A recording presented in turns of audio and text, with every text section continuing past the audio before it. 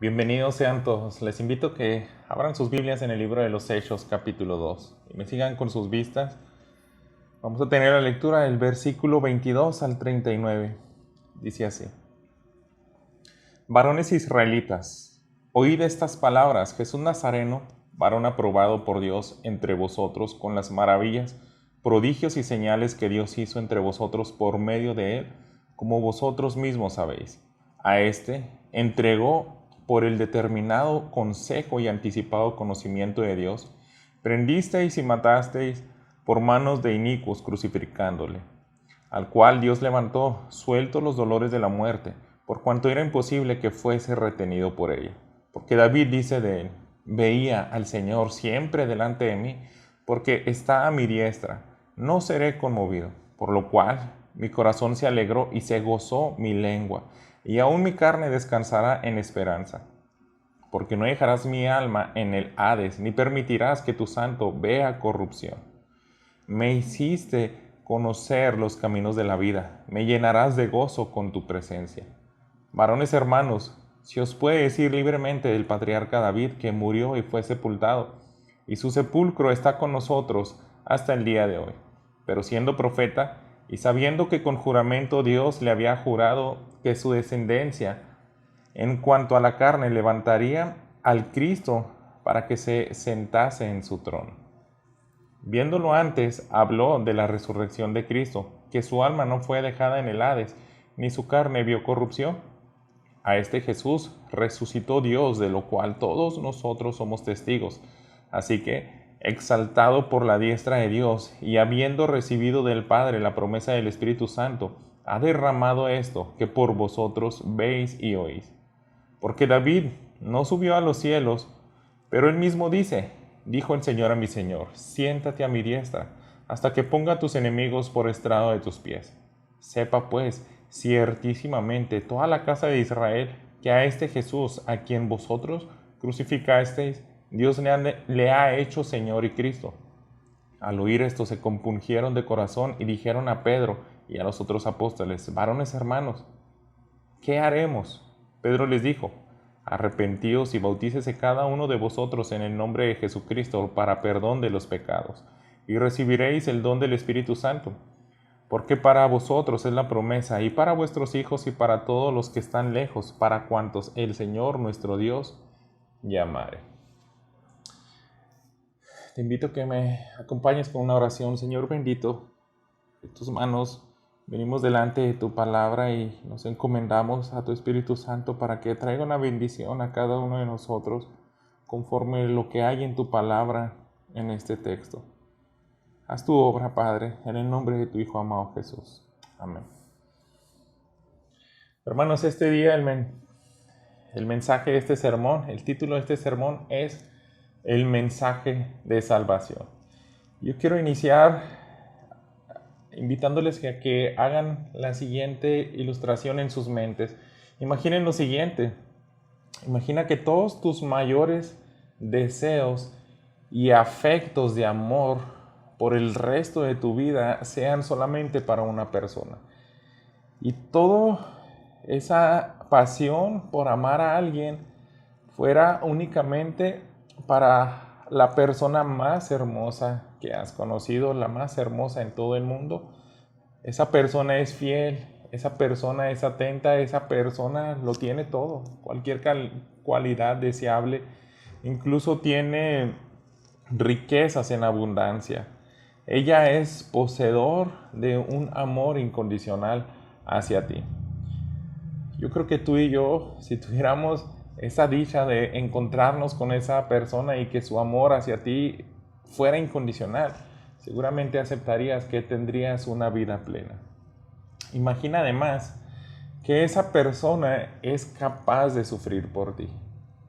Es capaz de tomar tu lugar, incluso si tú llegaras a estar en una situación en la cual atentaran contra tu integridad física, intentaran matarte. Esa persona es capaz de dar la vida por ti, de sufrir por ti y incluso pues llegar a las últimas consecuencias, dar a lo mejor si necesitas algún órgano para vivir, Él lo daría todo por ti.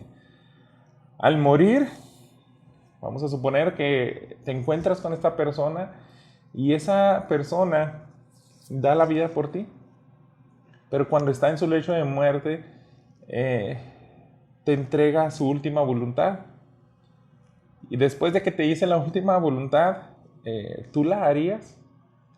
A lo mejor sería una respuesta sencilla decir, pues yo creo que sí, si hubiera sido esa persona de la cual describes, sí lo haría. Pero no sería nada fácil. Y yo creo que tú sabes a dónde voy. Todo esto lo hizo Jesús con sus discípulos. Y en Lucas capítulo 6, Él les encargó muchas cosas, pero entre ellos, imagínate que esa persona a la cual te enamoraste profundamente de ella, te dijera lo siguiente: mi voluntad es que cuando yo no esté aquí, hagas lo siguiente. Dice en Lucas 6:27. Pero ustedes, los que oyen, les digo, amen a sus enemigos, hagan bien a los que los aborrecen, bendigan a los que los maldicen y oren por los que los calumnian. Al que te hiere en una mejilla, préstale también la otra. Al que te quite la capa, ni aun la túnica le niegues. A cualquiera que te pida, dale. Y al que tome lo que es tuyo, no pidas que te lo devuelva. Y como quieres que hagan los hombres contigo, así también haz tú con ellos. Porque si amas a los que te aman, ¿qué mérito tienes? Porque también los pecadores aman a los que los aman. Y si haces bien a los que hacen bien, ¿qué mérito tienes?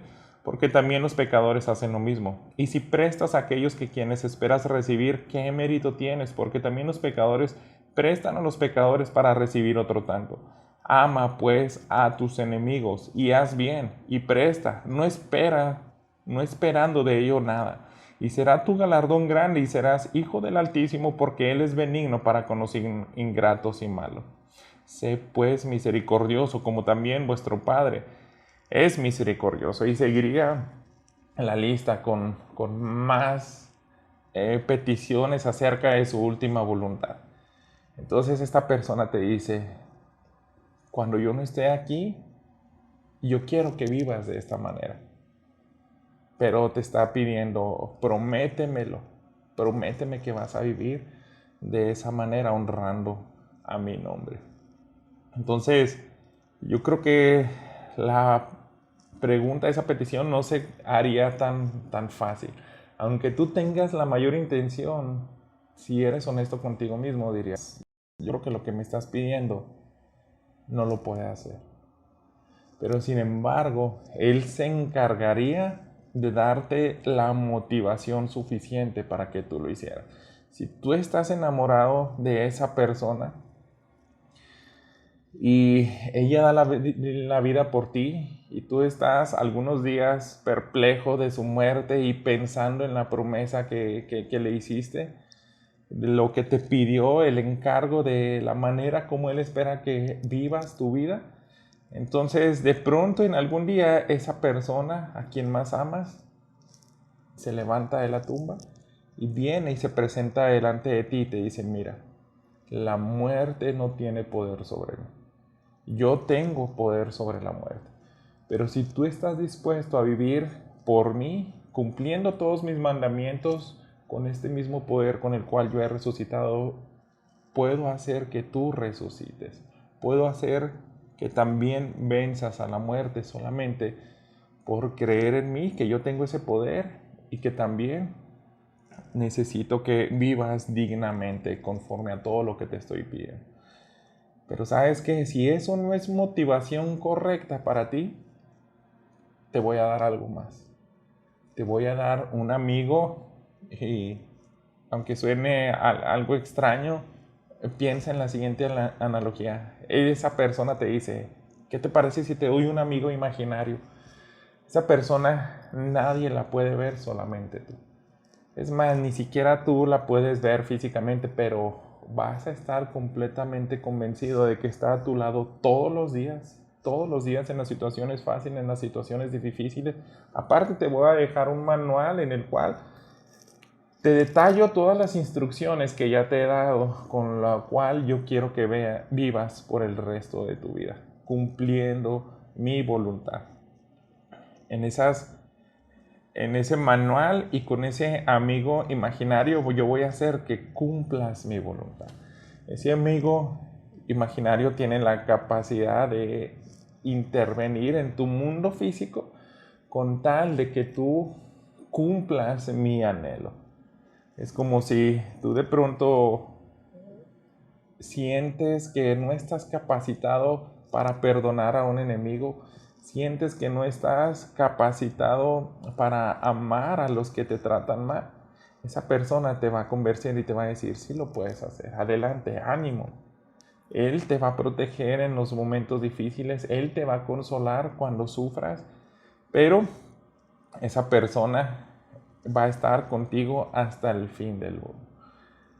Yo creo que ahí empieza a cambiar tu actitud de si realmente quieres hacer ese trato con esa persona. ¿Vas a cumplir mi última voluntad o no la vas a cumplir? Yo te voy a dar esto. Te voy a dar una encomienda, pero también te voy a dar la suficiente motivación para que tú vivas honrando mi muerte. Este mensaje es el que debemos de compartir porque exactamente es la historia de Jesús. Es la historia también del Espíritu Santo y su última voluntad de Jesús fue que tú dieras el mensaje de salvación para reconciliar al hombre con el Padre. Eso fue lo que hizo Jesús con sus discípulos. Es lo que estamos viendo aquí en la continuación del libro de los Hechos y lo que vimos en todo el Evangelio de Lucas. Entonces, este mensaje que vamos a ver hoy, a partir del versículo 22 en adelante, es el mensaje que le encomendó Jesús a sus discípulos y yo quiero que lo abordemos de dos maneras. Este sermón tiene dos divisiones. Vamos a ver el contenido del mensaje de salvación, pero también vamos a ver la reacción a este mensaje de salvación. Y te invito a que prestes mucha atención a este mensaje y te pongas en los pies de la persona que lo está dando, Pedro, el apóstol Pedro. Tú te puedes identificar de ese lado del predicador o también te invito a que analices si más bien tú estás del lado de la audiencia de Pedro, aquellos que recibieron este mensaje. Entonces, vamos a ver primero que nada cuál es el contenido del mensaje de salvación.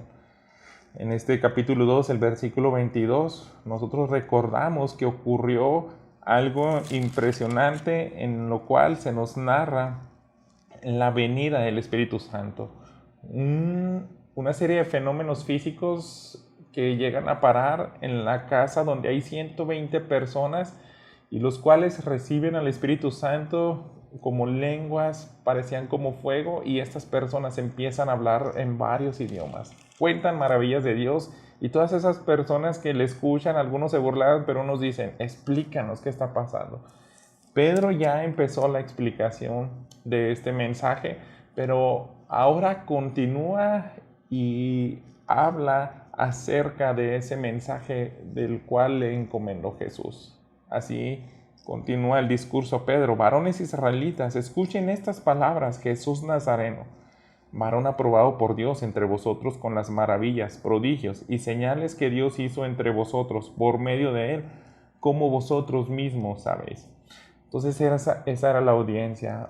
Judíos piadosos de todas las naciones vinieron a escuchar a Pedro. Ellos estaban ahí atentos y ahora es el tiempo de que él demuestre que es un embajador. Jesús, recuerden que estaba ya 40 días apareciéndose con ellos, ya les había dicho anteriormente que él ascendería y les estaba confirmando las instrucciones acerca del establecimiento de su reino aquí en la tierra. Y yo creo que entre muchas cosas que Jesús les dijo a los apóstoles, a sus discípulos, pudiéramos entender que también fueron palabras similares como las del apóstol Pablo en 2 de Corintios 5:20. Así que somos embajadores en nombre de Cristo, como si Dios rogase por medio de nosotros. Les rogamos en nombre de Cristo, reconciliaos con Dios. Esa fue la última voluntad de nuestro Señor Jesús, entre muchas cosas, pero el mensaje principal era decirles, reconcilien al hombre, porque todos son pecadores, reconcílienlos con mi Padre. Pedro, y tú y yo, que conocemos el mensaje de salvación y hemos recibido su Espíritu Santo, somos llamados a llevar a cabo esta tarea, reconciliar al hombre con Dios. Entonces nosotros debemos demostrar al mundo que ellos están enemistados con Dios. Así inicia el mensaje el apóstol Pedro, como también decía el apóstol Pablo en Romanos 3:23, por cuanto todos pecaron, están destituidos de la gloria de Dios. Entonces, Pedro, nosotros vemos que en este capítulo, también en el versículo 40, dice, con muchas otras palabras testificaba y les exhortaba diciendo, sean salvos de esta perversa generación. El libro de los Hechos aquí en estos versículos solamente se resume algo que podemos leer en pocos minutos, pero da a entender este versículo 40 que Pedro habló y habló y habló y fue un sermón no corto, sino que les está diciendo, ustedes son esa perversa generación, ustedes son aquellos enemistados con Dios, aquellos que le crucificaron. Eso hizo Pedro con los judíos. También les mostró la aprobación de Dios, de lo cual inicia el versículo que estamos viendo. Jesús era un varón aprobado por Dios. Yo creo que él también nos lleva a la escena de Lucas 3, donde él es bautizado y en el versículo 22 dice, él ascendió de las aguas y vino el Espíritu Santo en forma de paloma y Dios le dijo, este es mi Hijo amado, en él me complazco. Entonces, él les estaba recordando a los judíos, no recuerdan cuando él fue bautizado por Juan el Bautista y escuchamos esa voz del cielo. Ahí no solamente nosotros fuimos testigos, sino mucha audiencia que estaba ahí. Y Jesús era varón aprobado, no solamente por ese día, sino que lo vimos a lo largo de todo su ministerio. Él estuvo sanando y predicando el evangelio al perdido. Él estuvo echando fuera demonios. Él estuvo predicando con autoridad. Este era varón aprobado por Dios porque él podía perdonar los pecados. Él podía dar esperanza a aquel que no tenía ninguna. Él podía tener potestad sobre la misma naturaleza, sobre las enfermedades. Y de este Jesús es el que tengo que aclararles lo siguiente.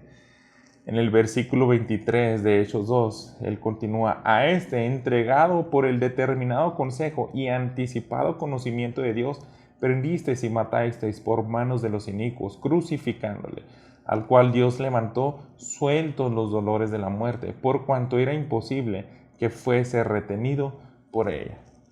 Entonces, ahora Pedro empieza a decirles, no solamente era un varón aprobado por Dios, pero él los tenía que confrontar directamente que ellos entendieran quién fue el autor de su muerte. Por culpa de ustedes, este hombre murió. Sin embargo, aunque todos los pecados de su pueblo Israel y de la humanidad fueron ese factor para que Él viniera y diera su vida para salvarlos a todos ustedes, también necesitan saber quién fue el autor intelectual de su muerte. Ustedes lo hicieron y eso no hay duda. Ustedes le asesinaron. Pero Pedro les dice, anticipando el conocimiento de Dios. Ustedes le prendieron y mataron por manos de inicuos, crucificándole. Los inicuos debemos de entender que eran los romanos y con la peor muerte que pudieran haberle dado, la crucifixión. Todo esto estaba profetizado, les está diciendo Pedro. Tu mensaje también debe de incluir no solamente que Jesús era un varón real, que era aprobado, que vivió de manera perfecta delante de Dios, que fue alguien que fue muerto, el justo por los pecadores, sino también el mensaje de Pedro y tu mensaje cuando compartas las buenas nuevas a alguien debe de ser que incluya la resurrección, porque él era alguien que tenía poder sobre la muerte. Eso es lo que nos dice el versículo 24. Dios levantó sueltos los dolores de la muerte por cuanto era imposible que fuera retenido por ella. Entonces, ahora empieza a decirles Pedro la explicación de cómo lo entendió el rey David. La audiencia, recuerden, eran judíos. Eran muchas personas que estaban escuchándole atentamente la explicación de por qué pasa todo eso en el Pentecostés, de que estaban hablando en lenguas, en otros idiomas. Y ahora prosigue el apóstol Pedro hablando de un punto muy importante en el mensaje de salvación. Es la resurrección. Ahora toma las palabras de David en el versículo 25 al 28, porque David dice de él: veía al Señor siempre delante de mí, porque está a mi diestra. No seré conmovido, por lo cual mi corazón se alegró y se gozó mi lengua, y aún mi carne descansa en esperanza. Porque no dejarás mi alma en el Hades, ni permitirás que tu santo vea corrupción. Me hiciste conocer los caminos de la vida, me llenarás de gozo con tu presencia.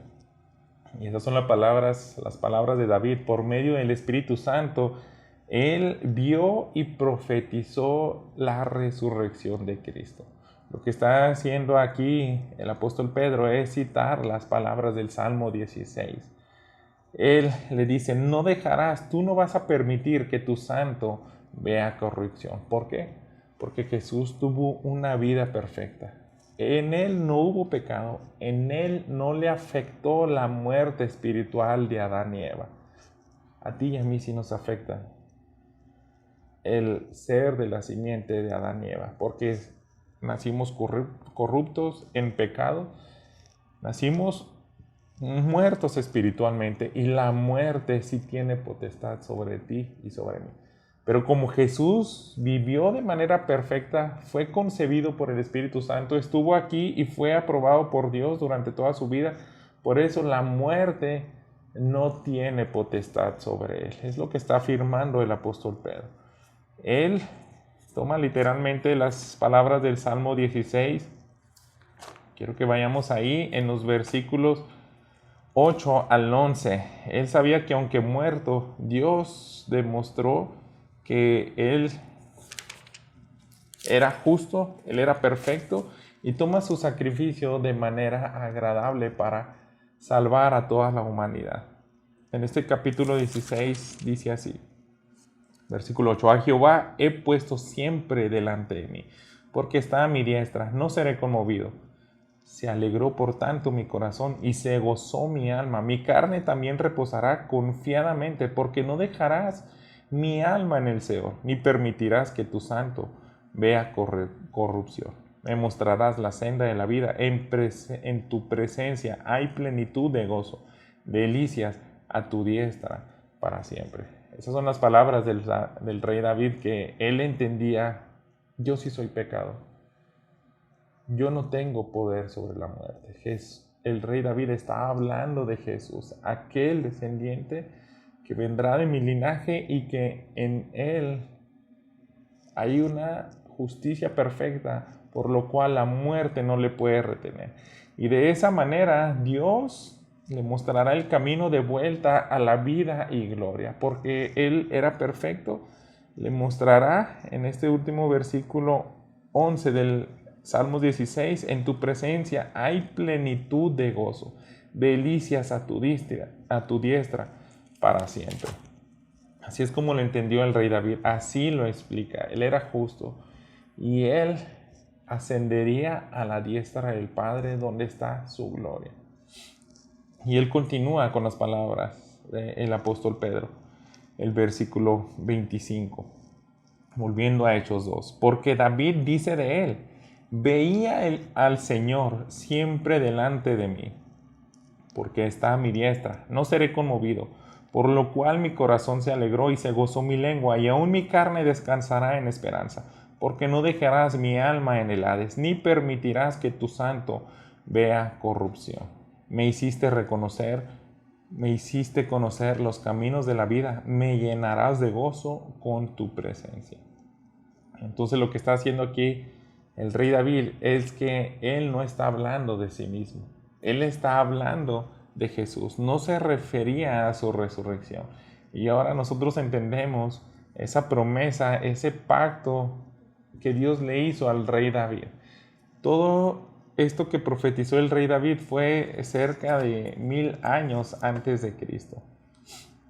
Si nosotros vamos y recordamos un poco en el cual él recibe esta promesa, tenemos que ir al libro de 2 de Samuel, capítulo 7, para recordar un poco qué estaba sucediendo en la vida de David cuando él dijo estas palabras. Leamos el versículo 1 al 3. Aconteció que cuando ya era el rey, habitaba en su casa, después que Jehová le había dado reposo de todos sus enemigos en derredor, dijo el rey al profeta Natán: mira, ahora yo habito en casa de cedro y el arca de Dios está entre cortinas. Y Natán dijo al rey: anda y haz todo lo que está en tu corazón, porque Jehová está contigo. Lo que vemos aquí es el deseo de David. Él está viendo cómo es posible que yo tengo una paz en mi reino, tengo riquezas, tengo una gran casa, y el arca del pacto no tiene un lugar digno como se merece, si es el lugar donde está la gloria de Dios. Él tenía ese gran deseo de hacer un templo para Dios, aunque él ni siquiera se lo había pedido. En este mismo capítulo 7 dice el versículo 11: desde el día en que puse jueces sobre mi pueblo Israel, y a ti te daré descanso de todos tus enemigos. Asimismo, Jehová te hace saber que Él te hará casa. Dios le responde a David: está bien tu deseo, pero yo ni te lo pedí, yo ni necesito una casa. Sin embargo, mi respuesta es que más bien yo a ti te haré una casa, una gran descendencia. Está apuntando a eso. Dice el versículo 16: y será afirmada tu casa y tu reino para siempre delante de tu rostro, y tu trono será estable eternamente. Entonces David recibe esa promesa de lo que haría Dios ahí en ese mismo capítulo 7, el versículo 28.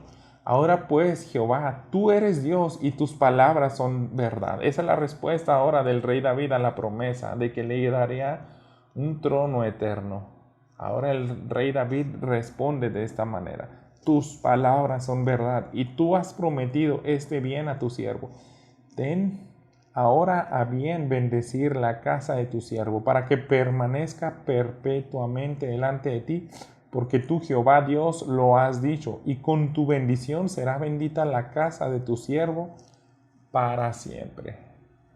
A David no le cabía ninguna duda de que tendría ese reino eterno. Por lo tanto, él más adelante también en los Salmos profetiza de que su descendiente, el Mesías, no podría permanecer en la tumba, en la muerte. Continúa el apóstol Pedro, en su discurso. Viéndolo antes, versículo 31, habló de la resurrección de Cristo, que su alma no fue dejada en el Hades, ni su carne vio corrupción. A este Jesús resucitó Dios, de lo cual todos nosotros somos testigos.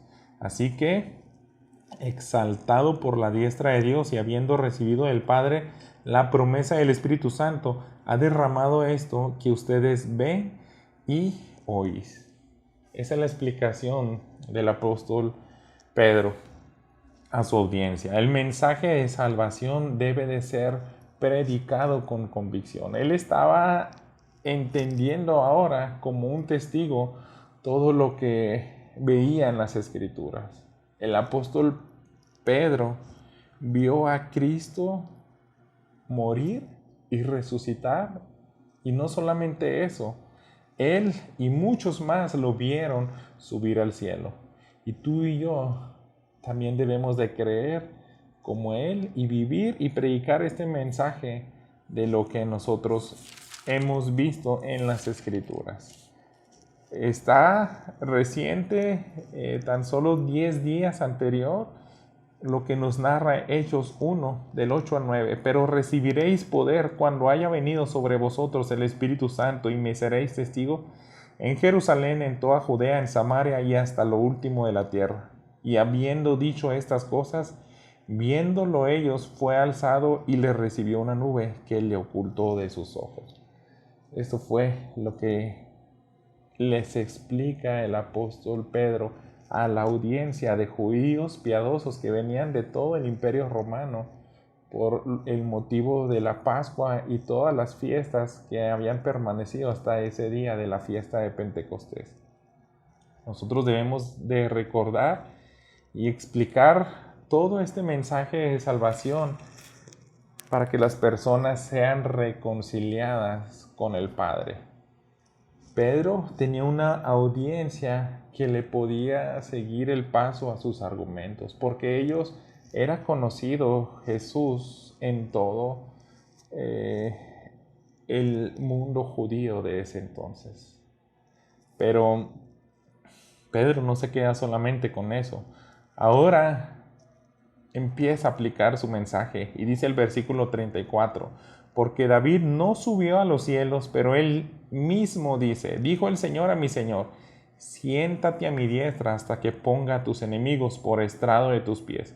Sepa pues, ciertísimamente, toda la casa de Israel, que a este Jesús, a quien vosotros crucificasteis, Dios le ha hecho Señor y Cristo.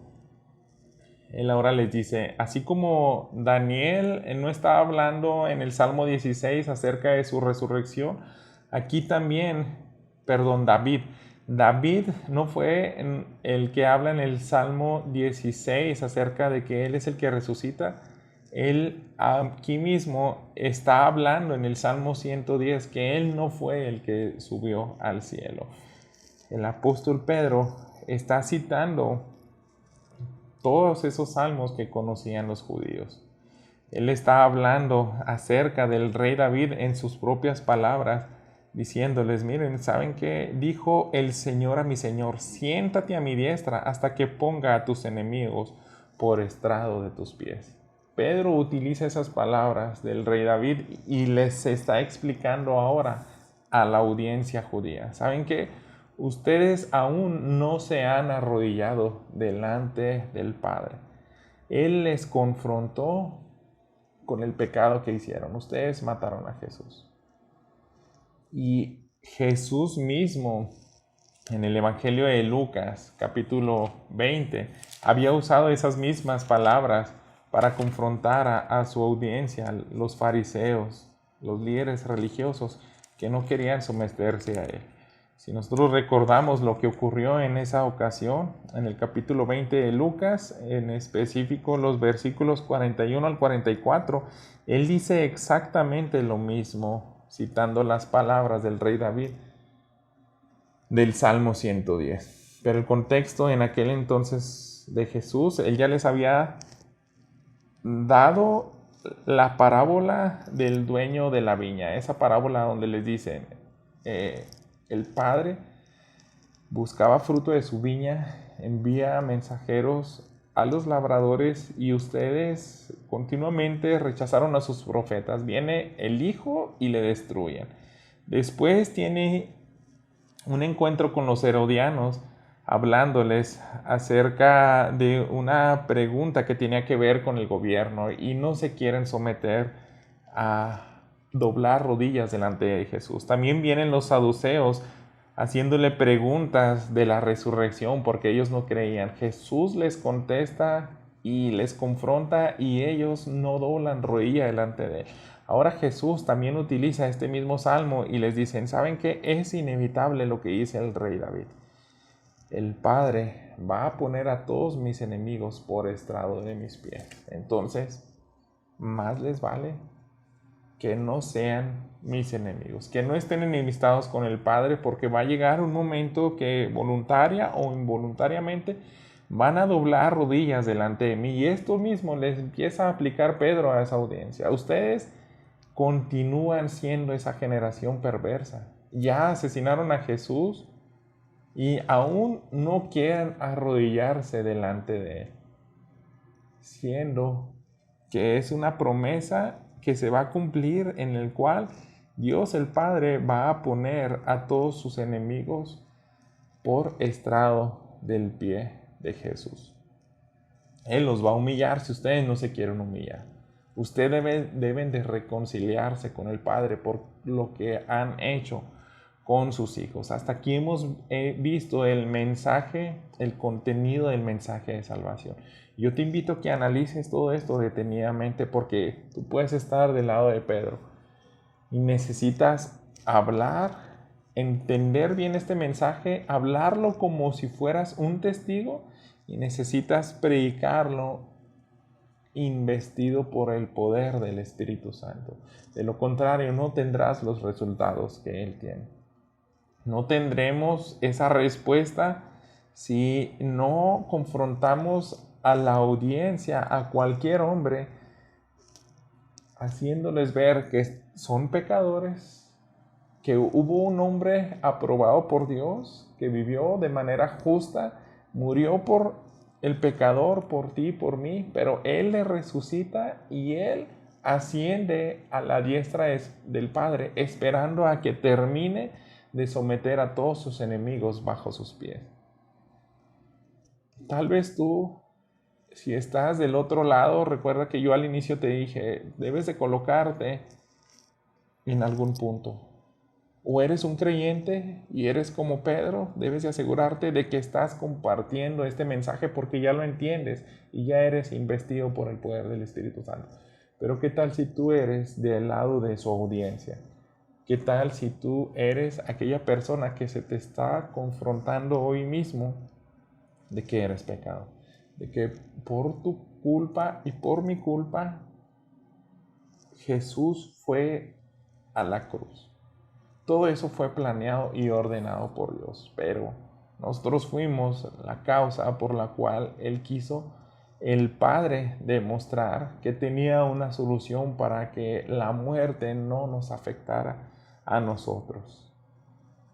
Entonces, debes de estar seguro que vas a responder de manera positiva, arrodillándote y con la misma actitud que veremos ahora. Esta segunda parte y última del sermón es los efectos del mensaje de salvación. Y fíjate cómo dice el versículo 37. Al oír esto se compungieron de corazón y dijeron a Pedro y a los otros apóstoles, varones hermanos, ¿qué haremos?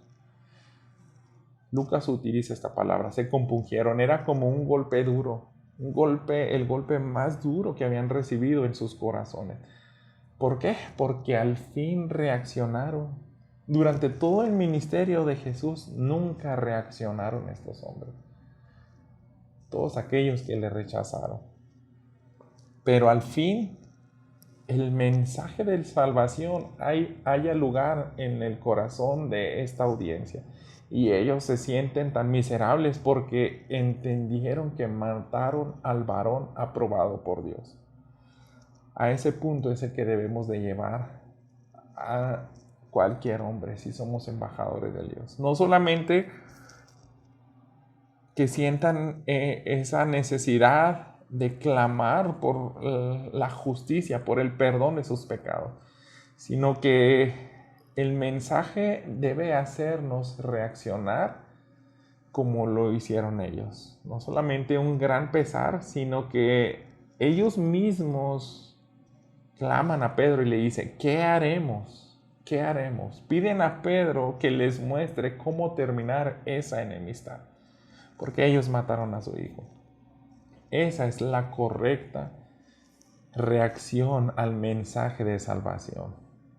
Y yo te hago la siguiente pregunta. ¿Tú has predicado con gran denuedo como el apóstol Pedro? ¿Tú te has sentido tan desenvuelto como dice el versículo 40? Con otras muchas palabras testificaba y les exhortaba diciendo, sean salvos de esta perversa generación. Has sido investido por el poder del Espíritu Santo para hablar con tantos argumentos acerca de la estructura que nos mostró Pedro de este mensaje de salvación. Tal vez ni siquiera has presentado este mensaje de manera completa. Tal vez a ti solamente te gusta predicar al pecador acerca de las buenas noticias de que pueden tener perdón de sus pecados y resurrección, pero no les confrontan de que ellos son pecadores. Entonces estás siendo deshonesto. Pero si eres investido por el poder del Espíritu Santo, vas a predicar con denuedo y vas a dar el mensaje completo como lo hizo el apóstol Pedro. Pero ahora también te tengo otra pregunta. Si tú estás del lado de la audiencia de Pedro, ¿has sentido eso? ¿Has sentido alguna vez que estás enemistado con Dios? Y que por fin es quitado un velo de ti y tienes una gran necesidad de clamar y de encontrar la solución, porque ahora estás consciente de que tu destino eterno es el infierno. Y ahora sí, a quien te haya compartido el Evangelio, tú le dices, ¿sabes qué? Explícame, dime qué debo de hacer para ya no estar enemistado con Dios. Así debes de responder. Y aquí está la respuesta. Los últimos 2 versículos que veremos, 38 y 39. Pedro les dijo, arrepentíos y bautícense cada uno de vosotros en el nombre de Jesucristo para perdón de los pecados y recibiréis el don del Espíritu Santo, porque para vosotros es la promesa y para vuestros hijos y para todos los que están lejos, para cuantos el Señor nuestro Dios llamare. Entonces este mensaje concluye con esto. El apóstol Pedro los llevó al arrepentimiento porque era necesario que ellos recibieran el perdón de sus pecados. Esto es necesario para que tu conciencia esté libre. Solamente con arrepentimiento se va a quitar ese pesar, ese golpe duro que la palabra de Dios da con el obrar del Espíritu Santo en la vida del pecador. Por tu culpa, Jesús murió. Tú merecías estar en esa cruz.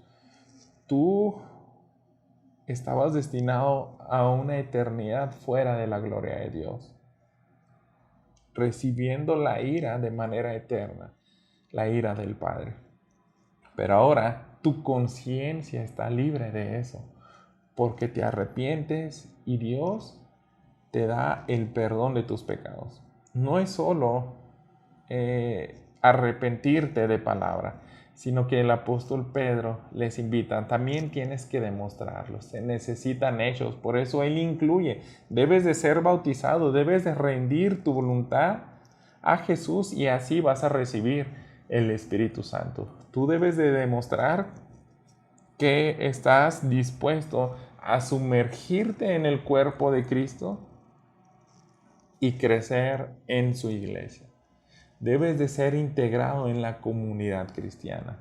Si realmente te arrepientes y anhelas el Espíritu Santo, que es lo que te va a capacitar para hacer su voluntad, para vivir ahora deleitándote en cumplir sus mandamientos. Todo eso que yo te decía al inicio.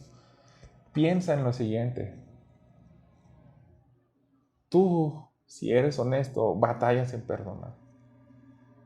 En ti pueden haber pecados que has arrastrado desde tu infancia. En ti hay rencores. En ti no hay la fuerza suficiente para dejar un mal hábito. Es más, ni siquiera habías visto la necesidad de reconocer que eres pecador delante de Dios. Tú puedes vivir tranquilamente, tú puedes rechazar este mensaje, pero sin embargo es una realidad que tú vives actualmente enemistado contra Dios. Pero estas son las buenas noticias, que tú te des cuenta que necesitas arrepentirte, porque va a llegar algún punto en el cual Dios va a poner a todos sus enemigos bajo el estrado de los pies de Jesús y ahí no será nada agradable. Pero mientras no sea su segunda venida, mientras no se concluya ese periodo de gracia en el cual tenemos al Espíritu Santo que nos persuade de arrepentimiento, de convicción de pecados, tú estás hoy mismo en buena oportunidad para arrepentirte y formar parte de su pueblo, recibir las promesas. Eso fue una invitación que Pedro hizo a los judíos, a todos los judíos que le escuchaban, pero ahora es una invitación para ti y para mí, porque él incluye en este versículo 39. Esto es la promesa para tus hijos, pero no solamente para ellos, sino para los que están lejos, para cuantos el Señor, nuestro Dios, llamare. Y ahí somos incluidos toda la raza humana. Tú puedes hacer para ti estas promesas. Tú puedes experimentar el perdón de Dios. Tú puedes experimentar la llenura del Espíritu Santo que nos capacita para obedecer a Dios, para vivir y para morir por Jesús. Ahora tú estarás completamente enamorado de esa persona que te amó sin condición, que estuvo dispuesto a morir por ti, pero ahora te está pidiendo lo siguiente: vive de manera digna por mí. Obedece mis mandamientos y comparte el mensaje de reconciliación del hombre para con Dios. Si tú ya eres creyente, necesitas ser investido con el Espíritu Santo para que el efecto de nuestra predicación sea respaldado por nuestro testimonio, sea respaldado por nuestra obediencia y amor al Padre. Por eso nosotros podemos ver en el versículo 41, que veremos más a fondo la próxima semana, Dios mediante. Así que los que recibieron su palabra fueron bautizados y se añadieron aquel día como 3,000 personas. Ese fue el resultado de un sermón poderoso. Pero también, cuando el Espíritu Santo opere libremente en tu vida, ahí es cuando vives plenamente. Ahí es cuando ahora sí puedes tener esa convicción de que el Consolador, el Espíritu Santo, aunque no lo puedes ver, está a tu lado y te va a ayudar en los momentos difíciles. Te va a ayudar a tener paz en medio de la enfermedad. Te va a ayudar a ser sabio, a perdonar a quien sea, a las relaciones de tu familia, con tu prójimo, con tus compañeros de trabajo, de escuela, con quien sea. Quiero invitarte a que hagamos una oración. Señor bendito, muchas gracias porque hoy nos has recordado nuevamente cuál es el contenido de tu mensaje de salvación. Y también nos has mostrado la manera en la cual quieres que el hombre reaccione ante ese mensaje de salvación.